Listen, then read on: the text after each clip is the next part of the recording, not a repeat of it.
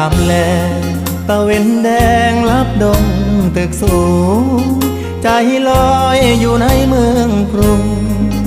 ไปถึงทิวทุ่งท้องนาคือทอดแม่พ่อสำบายบ่น้อยามลูกจากมา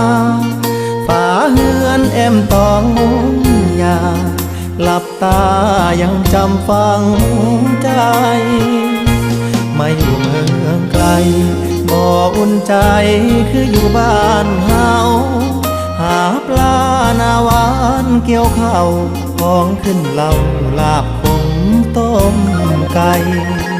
หนาวหมอกจางจางไอดินกลิ่นฟางยังค้างในใจหอมเอ่ยหอมกลิ่นเข้ามาน้ำตาสิไหลย้ำคือทอดบ้าน